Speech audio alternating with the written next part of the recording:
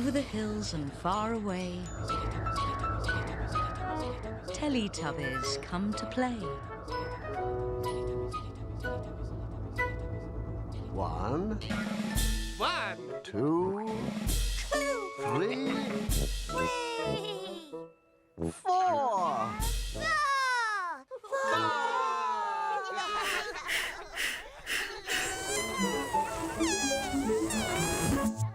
Teletubbies!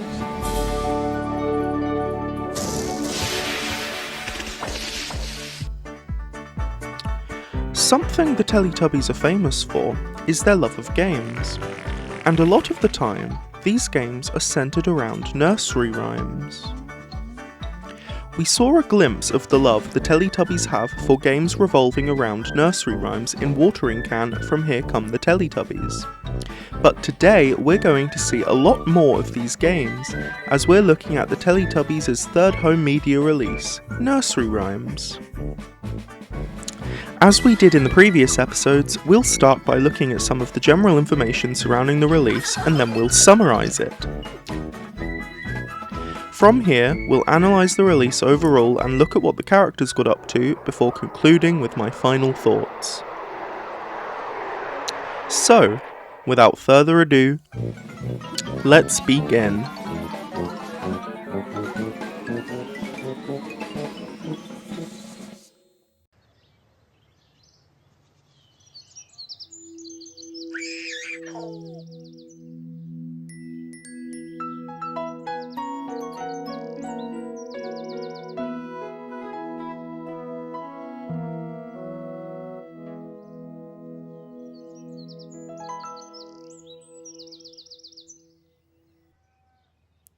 According to the Teletubbies community wiki, which as always is linked in the description, Nursery Rhymes was released on the 2nd of February 1998. It shares its release date with the next home media release, Favourite Things. There are 12 Teletubbyland segments in this release, including the magical event and the dance. They come from the following episodes: The Grand Old Duke of York, Hey Diddle Diddle, Numbers 2 version 1, Lighthouse, Mark and Zoe Cooking, Building a Barbecue, Humpty Dumpty, Yellow Cow, and Hickory Dickory Dock. This release's magical event is the Magic Tree. Starting in Nursery Rhymes, each home media release features one dance, and Nursery Rhymes' one dance is the Happy Dance, which actually made its debut in this release.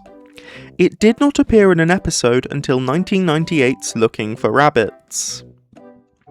This release also contains 3 TV events, which is a new record for the home media releases, as both Here Come the Teletubbies and Dance with the Teletubbies only contain 2.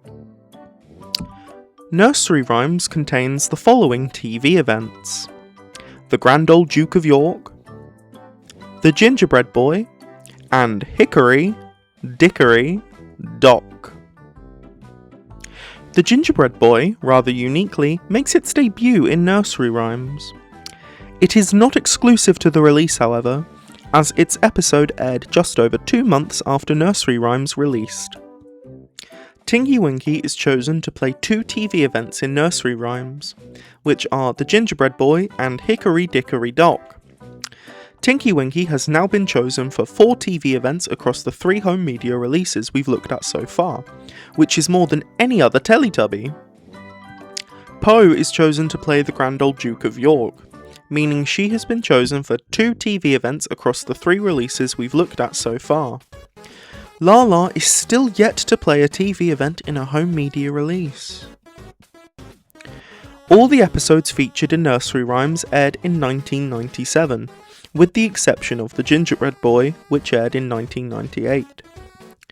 As we've seen before, every episode of the Teletubbies contains a missing Teletubby at the start and a boo shouter at the end. The home media releases naturally follow suit, And our missing Teletubby in nursery rhymes is Lala, which finally gets her a point on one of the charts. Good for her. Our boo shouter for nursery rhymes is Dipsy. This is his first time shouting boo at the end of a home media release, which adds a point for him on the chart.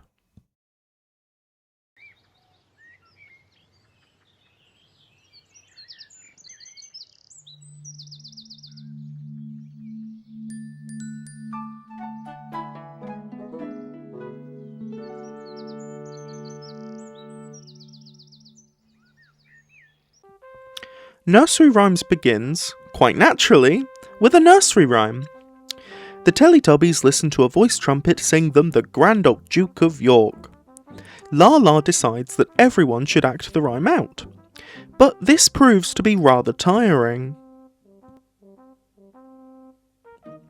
They don't get to rest for very long, however, because immediately after the voice trumpet goes back under the hills, the magic windmill begins to spin. It is time for the release's first TV event. After watching King Pleasure and the Biscuit Boys sing the Grand Old Duke of York, Lala goes back to the Tubbytronic Superdome to eat some Tubby toast. Halfway through her meal, a voice trumpet rises from the floor and sings to Lala, "Hey diddle diddle." Lala, quite naturally, likes the song a lot, and makes up a special dance. First, she spins in a circle clockwise, and then anti-clockwise. Then, she jumps, bursts out laughing, and finishes it off, as any good dancer would, with a few laps around the house.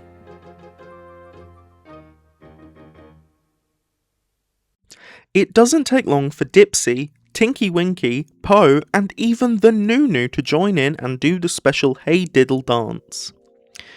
Before they can all do the dance again though, the voice trumpet goes back to whence it came. The Teletubbies don't get much time to mourn its loss, however, as the magic windmill begins to spin once more, because it's time for a magical event. After watching the magic tree blossom and fade away, Dipsy and Lala go for a walk out in Teletubbyland. Before they can go much further, a voice trumpet rises from the ground and sings to them Jack and Jill. Dipsy and Lala love the rhyme so much that they decide to act it out. Dipsy assumes the role of Jack and falls down, all the way down. And Lala, as Jill, comes tumbling after. Dipsy and Lala are soon rolling down Teletubbyland, much to the amusement of the talking flowers. Back in the Tubbytronic Superdome, Po is eating some Tubby toast when she, like Lala was earlier, is interrupted by a voice trumpet. Unlike Lala, however, Po is serenaded by Twinkle Twinkle Little Star. Po likes the song so much, but the voice trumpet disappears after only singing the nursery rhyme twice. The voice trumpet singing is replaced by some magical music, which draws Nunu's attention. After searching for the magical music under the table, out of the window, and at the controls, Po decides to look up. This is when she spots a magical star. Po loves the star so much she begins to sing Twinkle Twinkle Little Star. Tinky Winky, Dipsy and Lala soon come back from the walk they'd apparently been out on, and Po shows them the star. Before she can show the other Teletubbies her special song, however, the star blinks out of existence. Before the Teletubbies can be vaporized by the supernova that just occurred, the magic windmill begins to spin, and the Teletubbies have to hurry off to watch the release's second TV event. After watching a young boy read his little brother the story of the gingerbread boy, Po is sitting down in front of the controls when a voice trumpet appears and sings Patter Cake to her. Po likes this rhyme, and when Lala comes down the slide, she excitedly demands that the voice trumpet sings the rhyme to Lala as well. Lala, quite characteristically, also enjoys the rhyme, and is soon playing patty cake with Po. Later, a spider appears in Teletubbyland. Normally this would be quite scary, but it is thankfully only a toy spider. The Teletubbies have decided that today they're eating their tubby custard outside, and Lala is the first to emerge. She sits down and begins to drink her custard when a voice trumpet appears and regales to her the tragic tale of Little Miss Muffet. Lala dutifully corrects the voice trumpet's horrible mispronunciation of her name, but is confused at the mention of a spider. When the spider appears, hopeful for some tubby custard, poor Lala is frightened away. The spider tries again with Tinky Winky and Dipsy, but they too are frightened away. It seems nobody told the Teletubbies that this spider was... Po finally comes along with her tubby custard. The spider, deciding that the third time's the charm, comes up to Po for some tubby custard. Po, instead of being frightened of the spider, decides to frighten it herself. Po very aggressively shouts some Cantonese at the spider, and the spider, being unfamiliar with the language, runs away. Back in the Tubbytronic Superdome, the Teletubbies are all together eating some tubby toast, as it seems the spider has dissuaded them from picnics until further notice. A voice trumpet appears and tells them the tragic tale of Humpty Dumpty. The Teletubbies find this story hilarious, and are soon having their own great falls. Out in Teletubbyland, a voice trumpet appears and sings Ride a Cock Horse. Lala comes running over at once, but has unfortunately missed the rhyme. Fortunately, the voice trumpet repeats itself, and Lala gets to enjoy trotting along to the rhyme.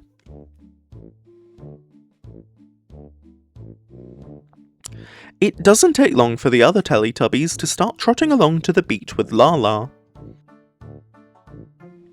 The Teletubbies are soon back inside the Tubbytronic Superdome, but rush outside when they hear a lot of ominous ticking.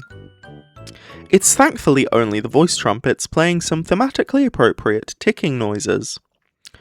The magic windmill interrupts the ticking, and the Teletubbies have to rush away for the release's third and final TV event. After watching King Pleasure and the Biscuit Boys perform Hickory Dickory Dock, see what I mean about the ticking being thematically appropriate, Po and Tinky Winky are back inside the Tubbytronic Superdome, making adjustments. These adjustments mostly involve pulling one lever up and down repeatedly for a loud bong.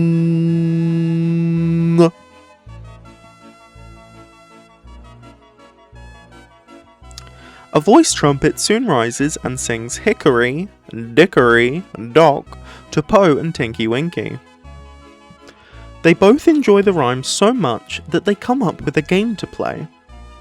For each chime in the rhyme, Tinky Winky goes up the slide, Po pulls the lever for the amount of chimes, and Tinky Winky slides down and up again for the same amount of times. They do this for 1 chime, 2 chimes, 3 chimes, and finally 8 chimes, much to Nunu's bewilderment. After all this, it's really safe to say that Tinky Winky and Po love Hickory Dickory Dock.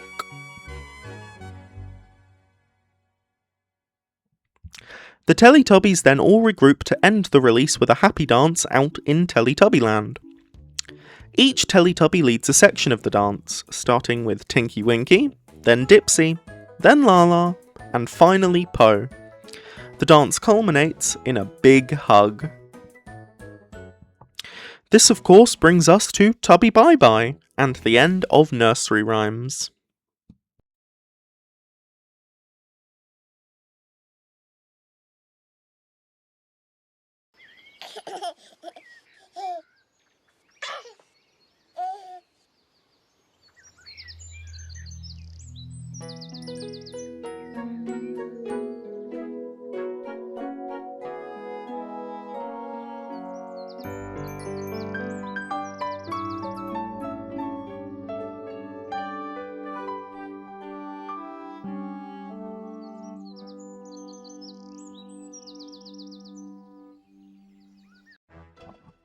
After some incredibly careful deliberation, and a few consultations with the nation's greatest scientific minds, I have concluded that the theme of nursery rhymes is... drumroll please...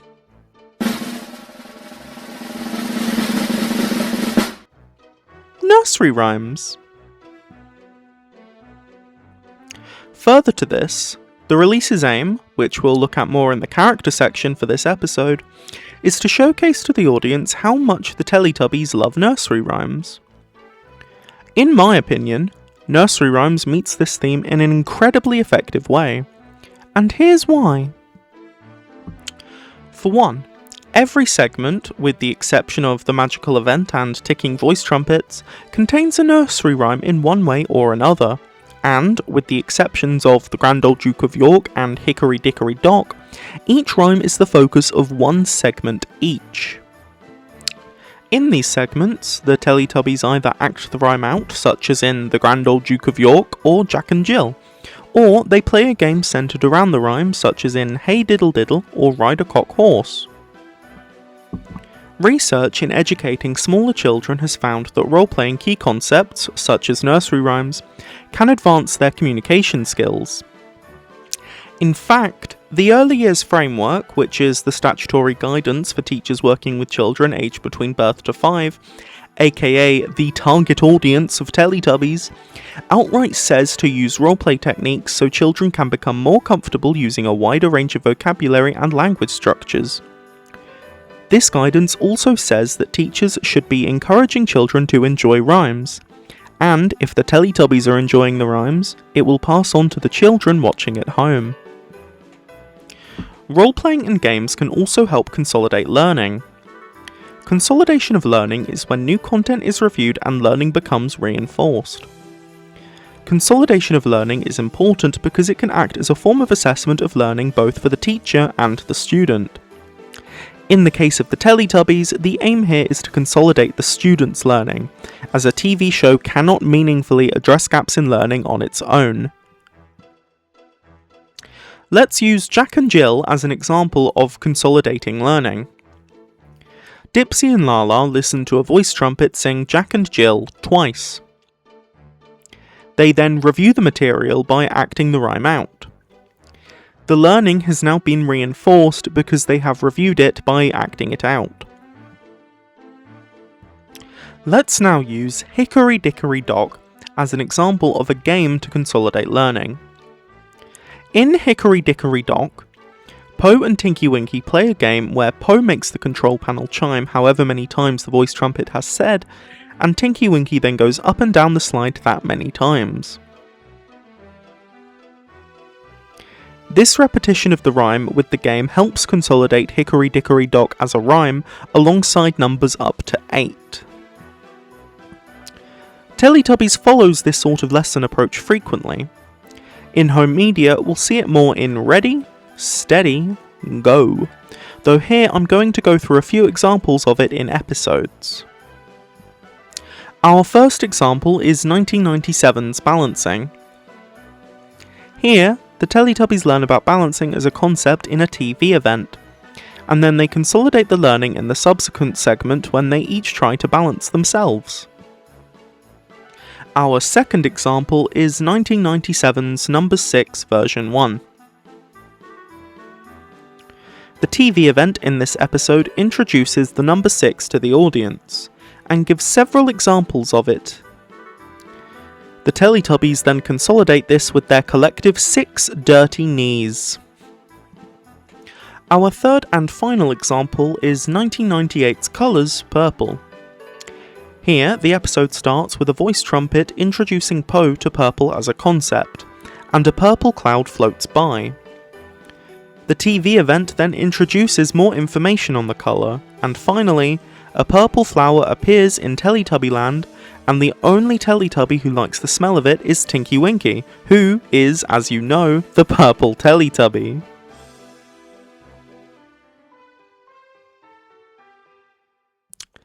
As you can see, Teletubbies as a series knows its stuff when it comes to introducing and consolidating key concepts to small children.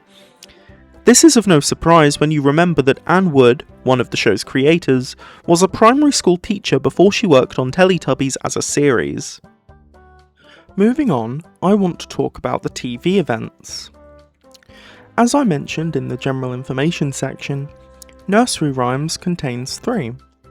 The Grand Old Duke of York, The Gingerbread Boy, and Hickory Dickory Dock. These 3 TV events all contain a nursery rhyme, although The Gingerbread Boy appears to instead be a storybook adaptation of the famous Gingerbread Man nursery rhyme, which is read by a young boy named Oscar to his younger brother Felix. The 2 other TV events contain performances of nursery rhymes by King Pleasure and the Biscuit Boys, who still do gigs today. As I said just a moment ago, all 3 TV events contain a nursery rhyme, and in a release called Nursery Rhymes, I think it's safe to say that these link in nicely with the release's overarching theme. I'm also offering bonus points because both of the King Pleasure TV events are incredibly catchy. King Pleasure and the Biscuit Boys have 5 TV events across Teletubbies the series. Including these 2 featured in Nursery Rhymes, they also feature in the episodes Seesaw, Humpty Dumpty, and Hey Diddle Diddle. We'll see more of this latter TV event when we look at bedtime in the hopefully near future. In the last episode of the retrospective, I talked about how much I liked how Dance with the Teletubbies was edited. In this episode, I want to talk about the editing in Nursery Rhymes. I quite like the stretch between Little Miss Muffet and ticking voice trumpets. The transition from Humpty Dumpty's ending into Ride a Cock Horse is one of my favourite examples of Teletubbies editing around the magic windmill. I'm also rather fond of the ending of Ride a Cock Horse transitioning neatly into a shot of the windmill, instead of cutting the jingling Teletubbies off for the opening shot for ticking voice trumpets. Nursery Rhymes also has a few strange edits around the magic windmill, and the main one I want to talk about here is in Patter Cake. In its original appearance from Mark and Zoe cooking, the segment ends with Tinky Winky and Dipsy appearing and the windmill spinning ready for the episode's TV event. Obviously, this couldn't happen in Nursery Rhymes. This segment needed to lead into Little Miss Muffet.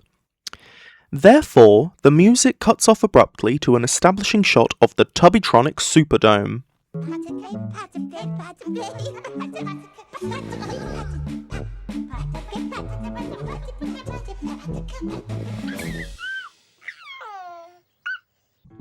This is all well and good, although the Patter Cake segment also appears after the TV event in the 1998 episode Becky's Flake Cakes.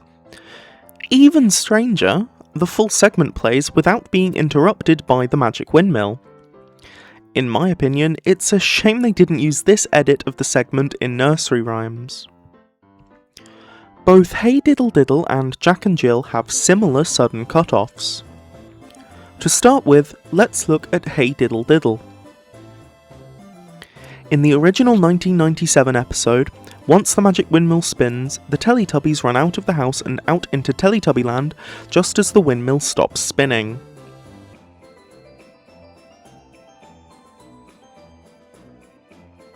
In Nursery Rhymes, once the Teletubbies leave the house, it immediately cuts to them waiting for the magical event, though the music does continue to play before being cut off abruptly.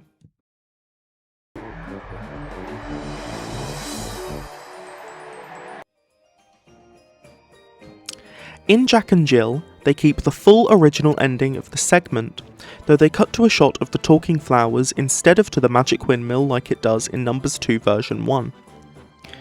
This is of course the least egregious cut-off of audio in segments in Nursery Rhymes, though I thought it was still worth mentioning as it is masked much better in the original episode by the TV event music. Very good. Bravo, well done. Very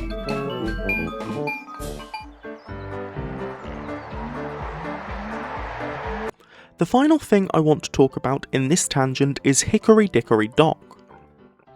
In the original 1997 episode, the narrator opens the segment and mentions Po showing Tinky Winky her new game.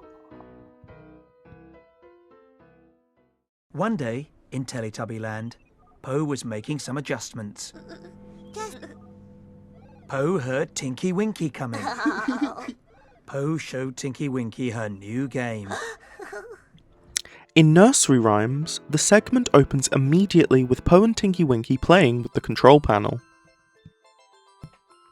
I'm not really sure why this was changed, though I suspect it was because Dipsy and Laa-Laa had a narratorless segment with a nursery rhyme, so they decided to give one to Tinky Winky and Po as well, and this was the easiest way to do it.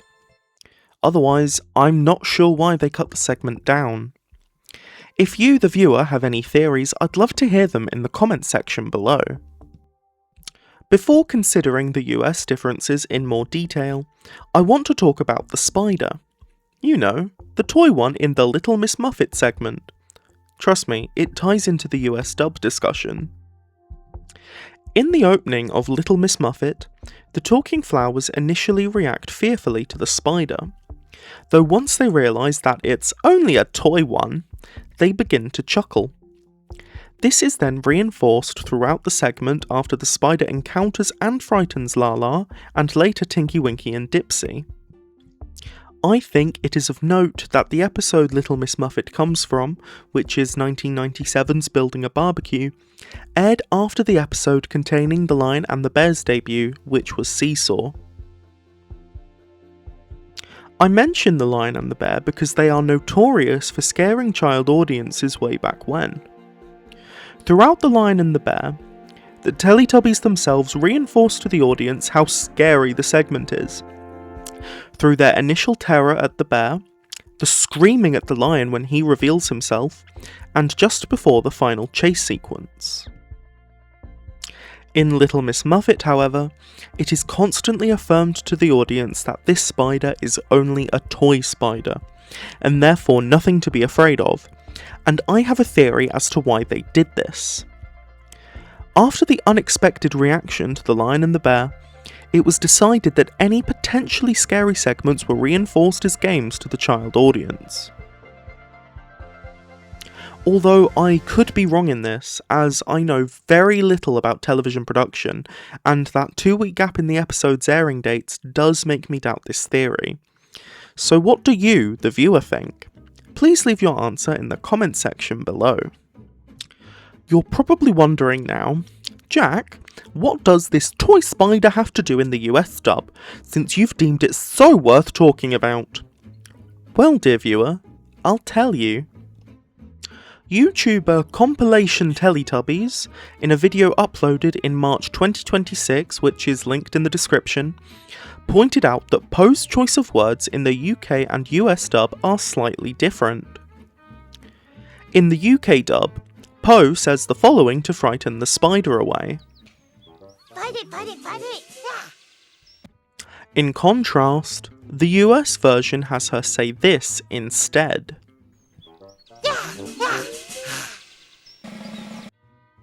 I think I might know why this change occurred. To elaborate, Po speaks Cantonese, and one of the main things she says in this language is fadit, which means faster, faster. In the US in 1998, a Po doll sparked controversy as it was thought she was saying the homophobic F-slur. Based on the fact that nursery rhymes didn't release in the US until 1999, I have a very strong feeling that this controversy is the reason behind Po's line being changed here. Outside of Po's shout to the spider being changed, the only other noticeable dubbing change is the fact that an American child reads the gingerbread boy in that TV event as opposed to Oscar. I can jump out of bags I can pull funny faces. I can jump out of bags. I can pull funny faces. Otherwise, nothing new has been added to nursery rhymes, nor has anything been omitted. Rather strangely though, the US release swaps the Grand Old Duke of York segment and TV event with the Twinkle Twinkle Little Star segment and Gingerbread Boy TV event, making Twinkle Twinkle Little Star the release's opening segment in the States. I suspect this is because Twinkle Twinkle Little Star as a rhyme is slightly more well known compared to the Grand Old Duke of York across the pond. I also suspect that the Grand Old Duke of York was only chosen to be the release's first segment because of it being the very first segment aired that revolved around a nursery rhyme. Teletubbies has done something similar before. In Here Come the Teletubbies, the Something Appeared from Far Away segment was the first ever segment filmed for the series, which explains its addition as they could well have chosen to use the flag, for example, as the release's introductory Something from Far Away segment.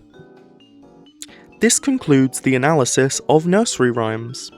Let's move on to looking at the characters.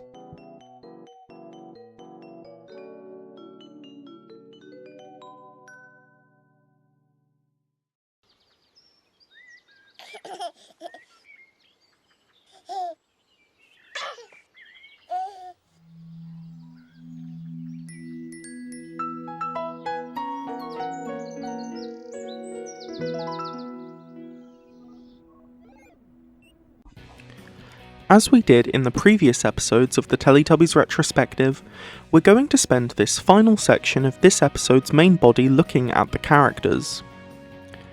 More specifically, we're going to look at if the Teletubbies led segments on their own, if the segments were led by the Teletubbies as a group, and how the voice trumpets, Nunu, and the talking flowers were used in the release. In Here Come the Teletubbies, we saw how each Teletubby led at least one segment, and in Dance with the Teletubbies we saw how every segment featured all the Teletubbies in one way or another. In nursery rhymes, we see a mixture of this as well as the introduction of an exciting new way of grouping the Teletubbies, the duos. We'll look at the duos more in just a moment. But first, I want to go through who led what. Let's start with Tinky Winky. Tinky Winky co-leads one segment, which is Hickory Dickory Dock. Dipsy also co-leads one segment, which is Jack and Jill. Lala easily has the most to do in nursery rhymes. For starters, she leads the following segments: Hey Diddle Diddle, and Ride a Cock Horse. She also co-leads two segments. The first is Jack and Jill with Dipsy, and the second is Pat a Cake with Poe. Last but certainly not least, Poe leads Twinkle Twinkle Little Star and co-leads the following segments: Pat a Cake, which she shares with Lala, and Hickory Dickory Dock, which she shares with Tinky Winky. The following segments are ensemble segments, with no explicit lead Teletubby: The Grand Old Duke of York, Little Miss Muffet, Humpty Dumpty, and ticking voice trumpets. Every segment in nursery rhymes contains more than one Teletubby. Now we've gone over who does what, we can look at the duos. Teletubbies often splits the characters into groups of two, and these are more often than not done so in the following pairings: Tinky Winky and Dipsy, Lala and Poe, Dipsy and Lala, and finally Tinky Winky and Poe. We're going to be mainly looking at Dipsy and Lala, referred to henceforth as the Citrus Posse, and Tinky Winky and Poe, referred to henceforth as the Forest Fruits. Names are courtesy of Nicky Smedley. Both Here Come the Teletubbies and Dance with the Teletubbies touch on the Citrus Posse and the Forest Fruits. For example, in Here Come the Teletubbies, Tinky Winky and Po go for a run together in 4 Happy Teletubbies. And in Where's Dipsy's Hat, Laa-Laa is the one who goes to find Dipsy and reunite him with his beloved hat. In Dance with the Teletubbies, Tinky Winky cheers Po's jaunty little dance with the skirt, and Laa-Laa chases Dipsy down because it is his turn to wear the skirt.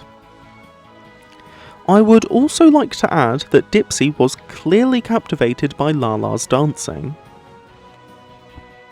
Nursery Rhymes takes this further, and gives both the Citrus Posse and the Forest Fruits one leading segment each.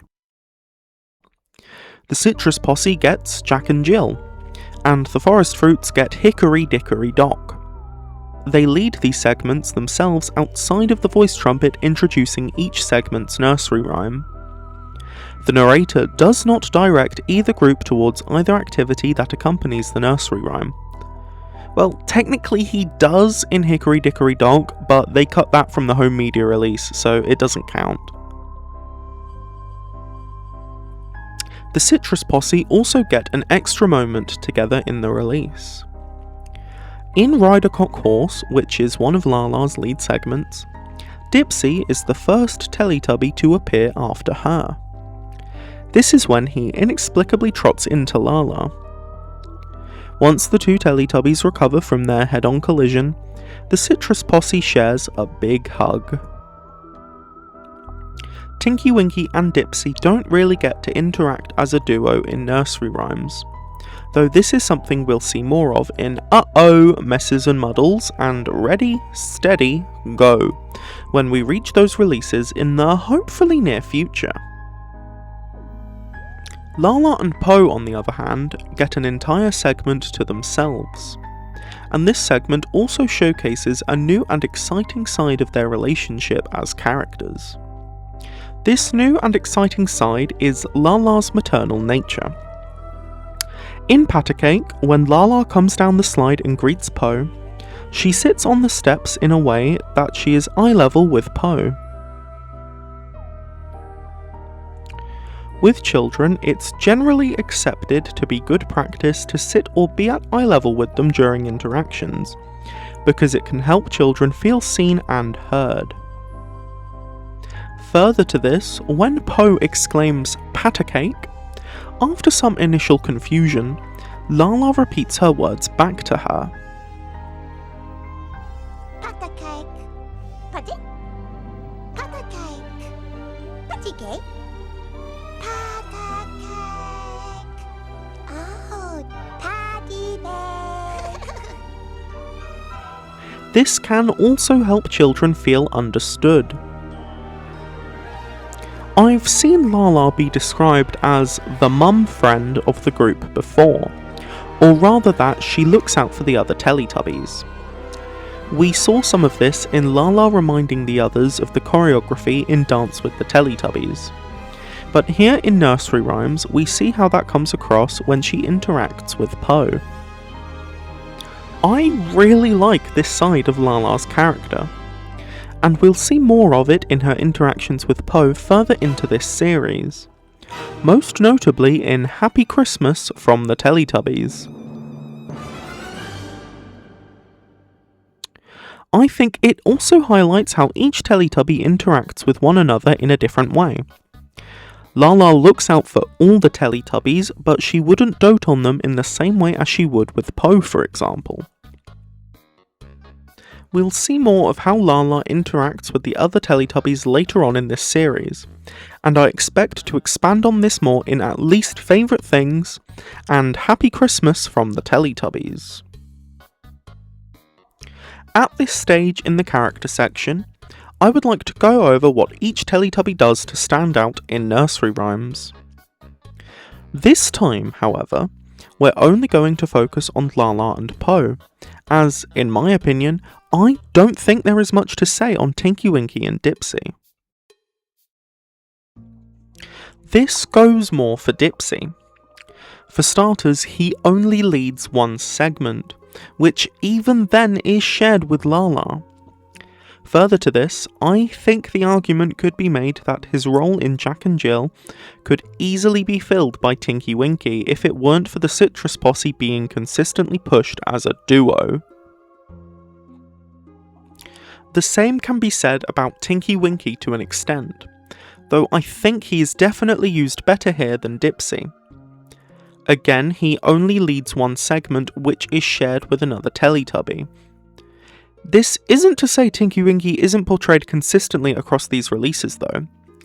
His clumsiness that we've seen previously shines through in the way he tumbles down the slide in Hickory Dickory Dock. Outside of these moments, Tinky Winky and Dipsy don't shine individually like they did at times in Dance with the Teletubbies. This is undeniably Laa-Laa and Po's time to shine. So, let's talk about them, starting with Laa-Laa. Uh-oh. Laa-Laa is undeniably having the most fun in nursery rhymes out of the Teletubbies. Firstly, she's the one who gets the other Teletubbies into acting out the Grand Old Duke of York in the segment of the same name. Secondly, in Hey Diddle Diddle, she enjoys the titular nursery rhyme so much that she comes up with a special Hey Diddle dance. Thirdly, in Ride a Cock Horse, she hurries over when she hears the voice trumpet reciting the titular rhyme. The community wiki, which we cited in our character analysis for Dance with the Teletubbies, describes Laa-Laa as a very bubbly Teletubby who loves to play games with the others. This is especially evident in her getting the other Teletubbies to act out the Grand Old Duke of York, as well as in how she plays patty cake with Po with minimal hesitation.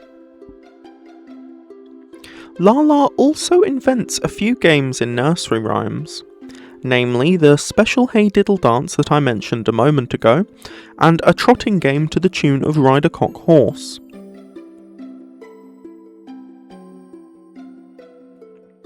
In short, Nursery Rhymes is a release chock full of playing, and Laa-Laa is well and truly in her element. She is really showing how much the Teletubbies love nursery rhymes.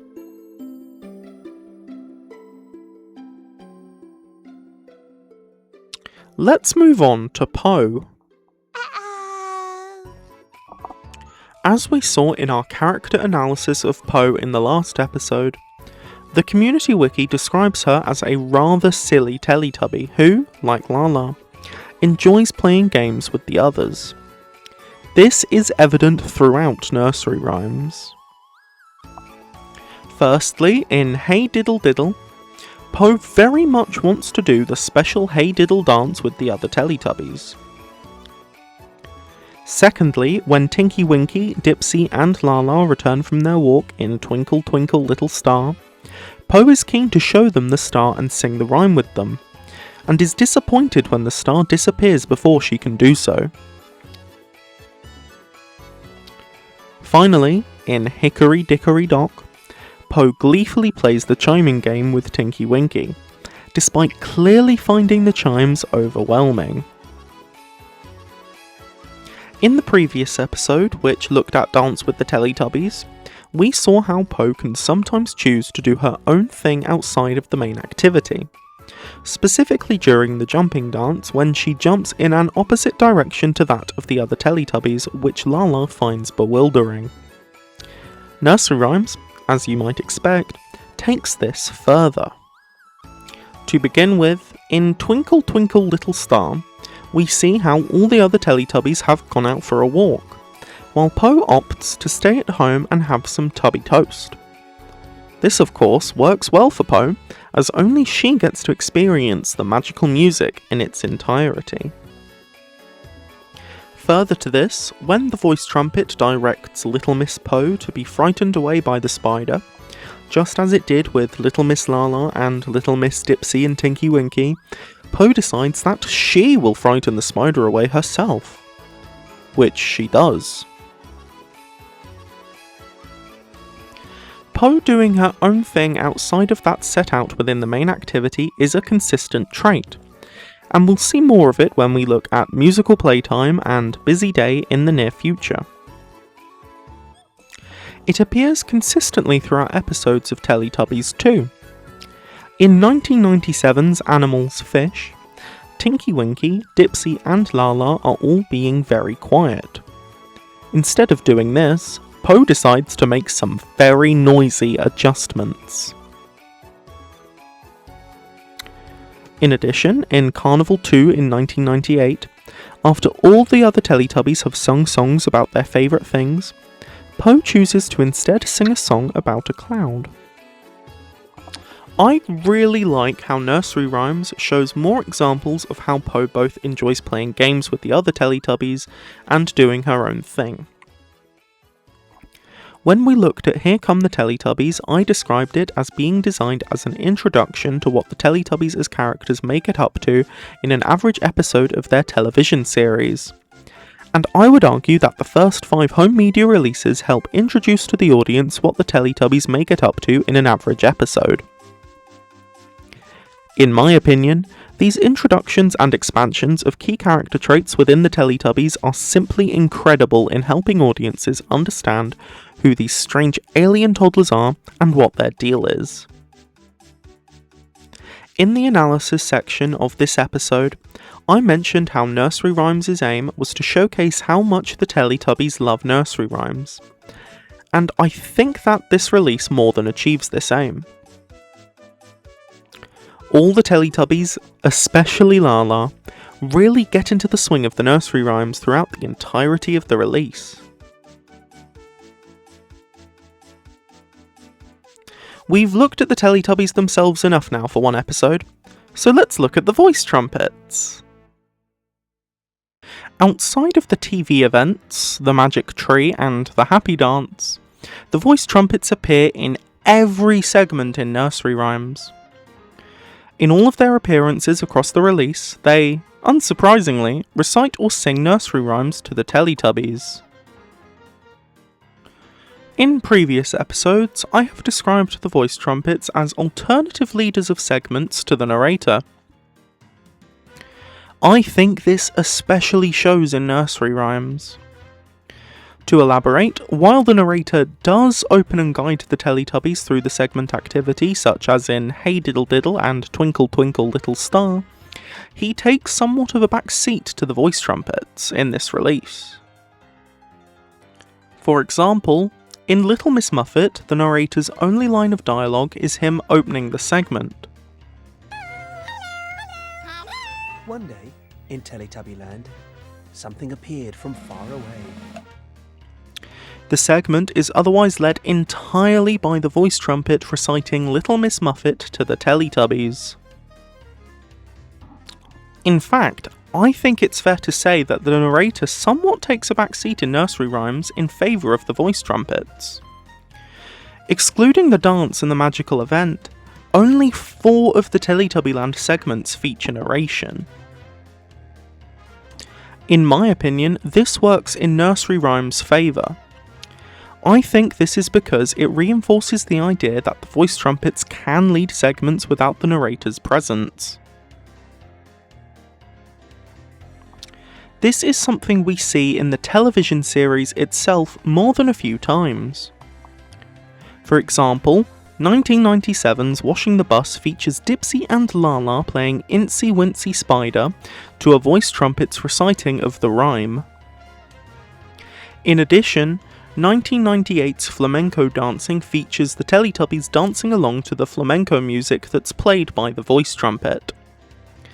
Finally, 1999's Getting Up in the Morning features the Teletubbies excitedly saying "Good morning" to each other after watching and listening to 2 voice trumpets say good morning to one another.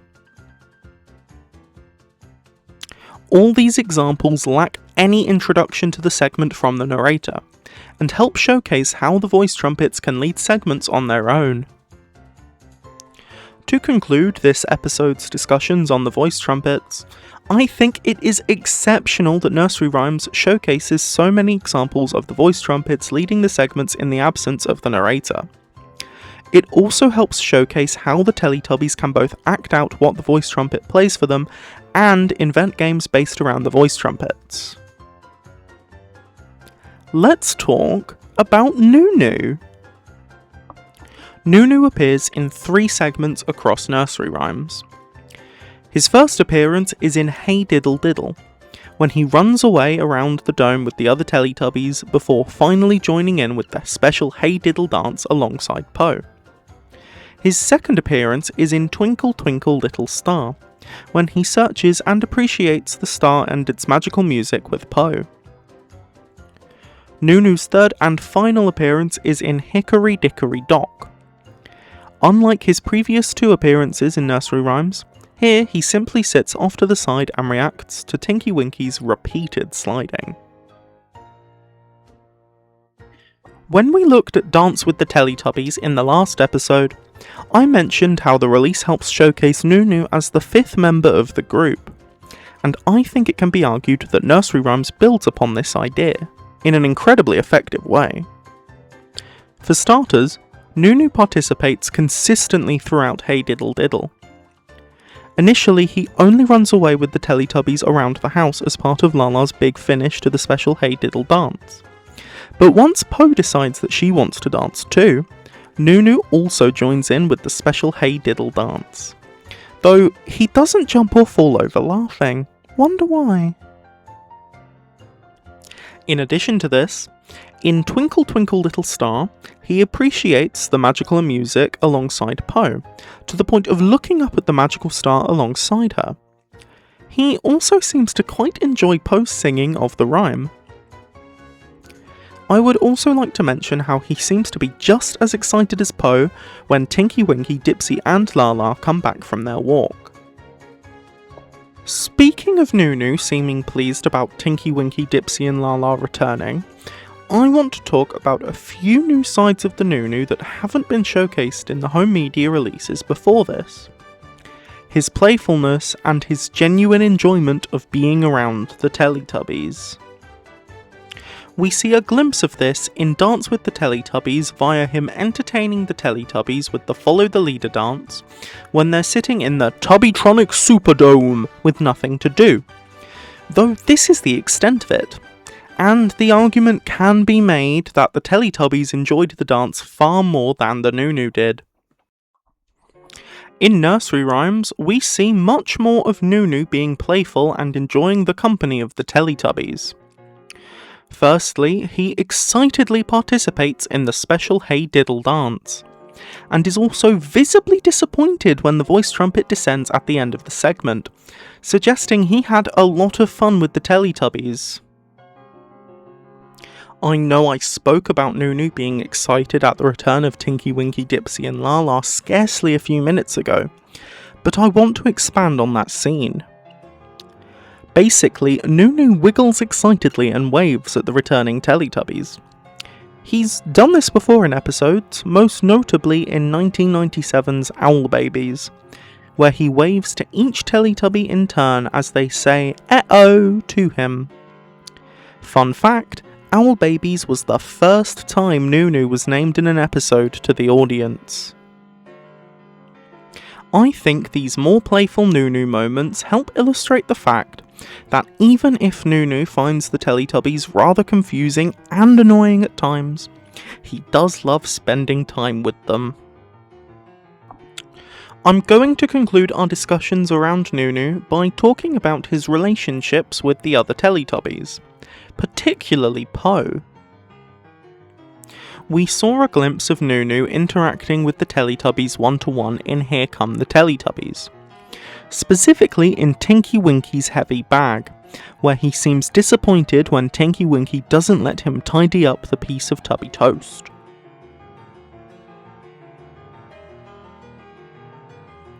Twinkle Twinkle Little Star is the first time we see Nunu fully engage in the segment with another Teletubby in a home media release. His first time overall was in 1997's My Mum's Keyboard, where he tidies up Dipsy's tubby toast while the green Teletubby is distracted by his adjustments. although he did do noisy footsteps with Tinky Winky in the house in 1997's Lorette tap dancing. Circling back to Twinkle Twinkle Little Star, he engages with the search for the magical music with Po, and even looks up slightly before her. Like Po, Nunu is enamoured by the star, and also seems to enjoy Po's singing.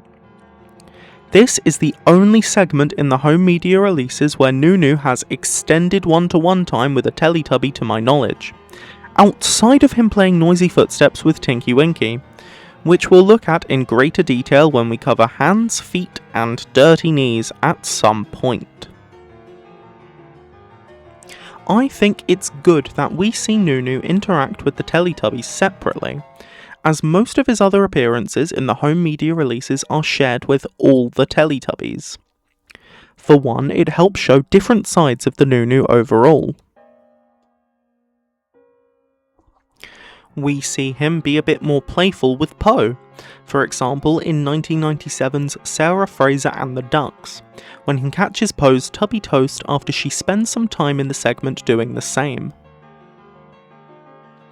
We also see him be a bit more caring with Lala in 1997's Music with Debbie, when he cheers up the sad Teletubby by singing a duet with her. Nunu and Dipsy don't really have much one-to-one time that stands out from what I've seen, though feel free to correct me if you feel that he does. Finally, with Tinky Winky, we see how Nunu can be very naughty, in episodes such as 1997's Picking and Sorting, 1997's Hanukkah, and 1998's Rollerblading. We've seen enough of the Nunu now, so let's conclude this incredibly lengthy section by discussing the talking flowers. The talking flowers appear in two segments across nursery rhymes, Jack and Jill and Little Miss Muffet. As I've mentioned before, the talking flowers sometimes think the Teletubbies are rather silly, such as in 1997's Rock Pool, when they get frustrated at the amount of time it takes Dipsy to notice the things the voice trumpet wants him to look at. Green grass. Everywhere. We're standing on it. It's all around. Oh, you silly thing. Silly. Around you. Everywhere. In nursery rhymes, however, and this is starting to become a pattern in the home media releases, they once again only have nice things to say. For starters, in Jack and Jill, they introduce the segment and cheer at Dipsy and Lala's expert falling and tumbling. In Little Miss Muffet, they are relieved that this pink spider is in fact only a toy one. Let's look at their appearance in Jack and Jill first.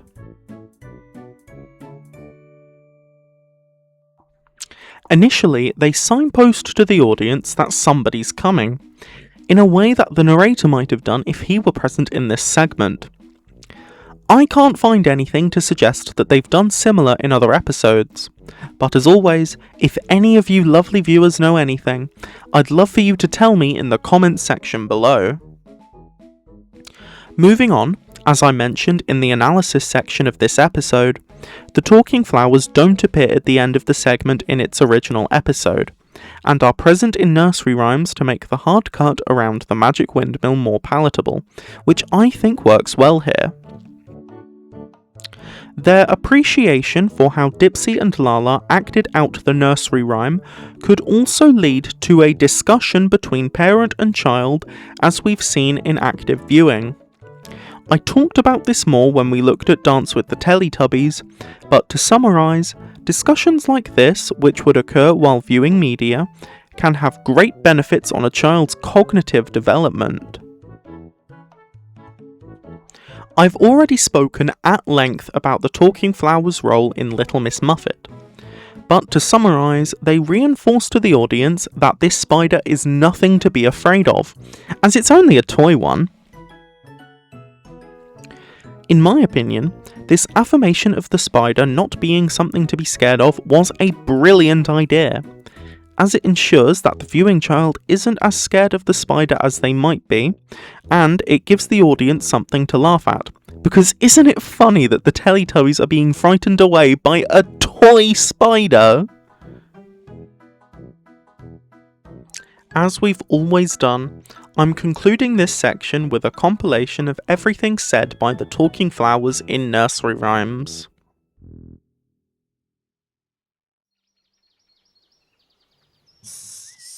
Somebody's coming! Somebody's coming! La, la, la. Very good. Bravo! Well done! Very good. Hello! Hello! One day, in Teletubby Land, something appeared from far away.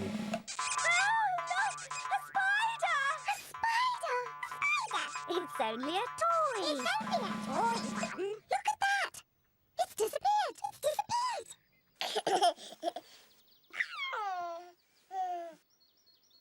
It's only a toy. It's only a toy, Mum. Look at that. It's disappeared.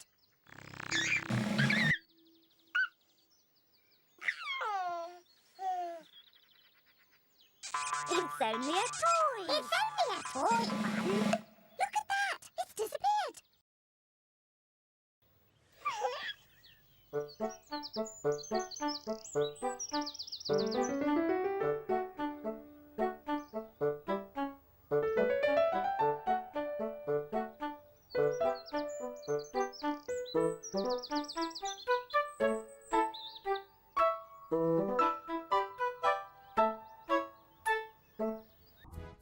Well, would you look at that?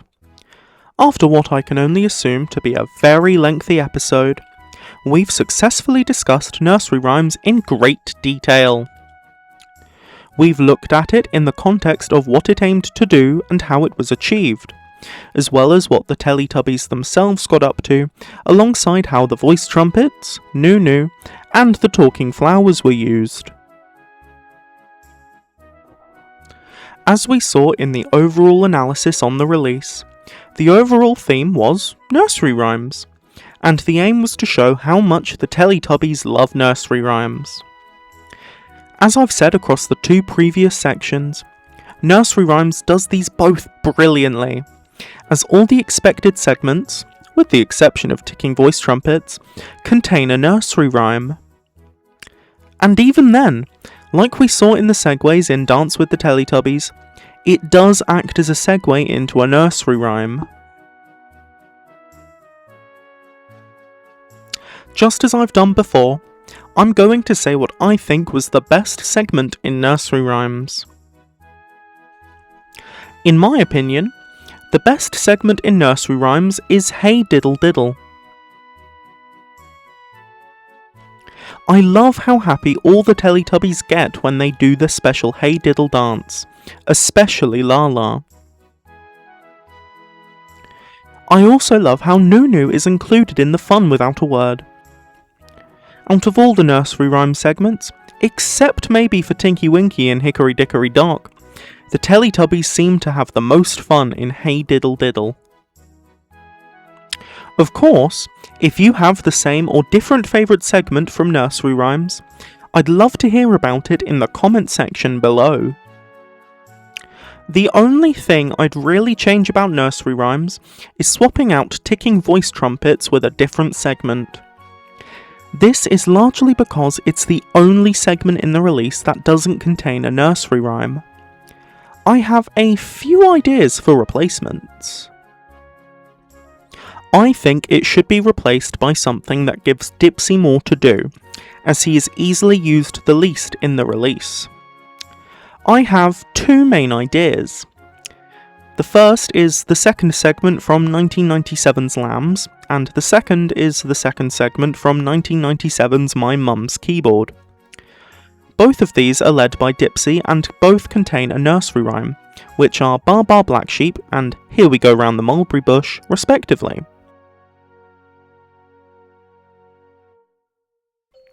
They also both show a new aspect of Dipsy, his penchant for making adjustments, which otherwise doesn't appear in a home media release until Happy Christmas from the Teletubbies.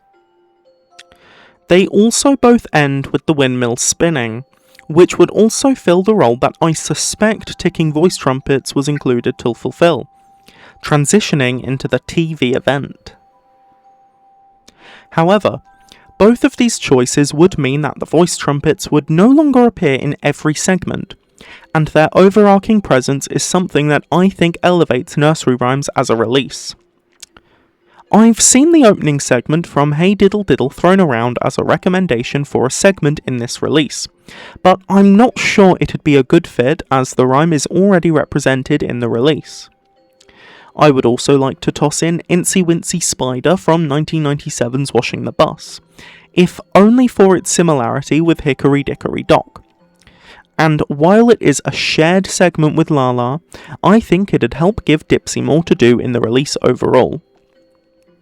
The ordering of segments could be slightly shifted around, possibly placing Patacake before the final TV event, though I'm obviously spitballing here. I'd love to hear about some of the ideas you lovely viewers have in the comments section below. We'll most likely see Dipsy having a bit more to do in the next release we'll be looking at, which is Favourite Things. Speaking of favourite things, huh?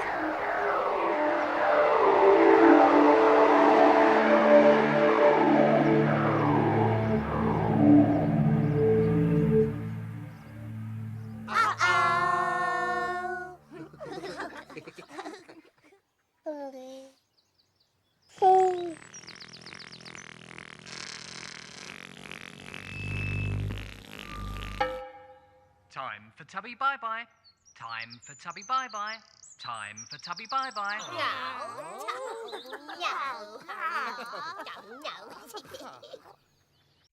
Looks like we've run out of time.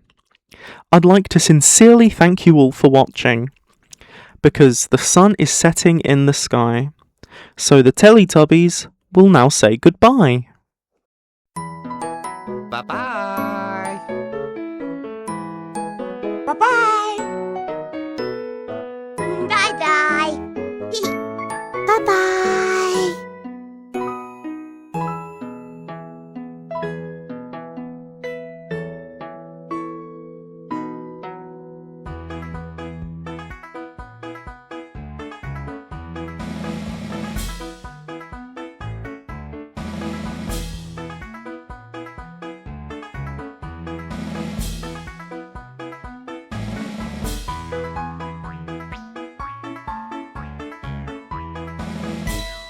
Mm.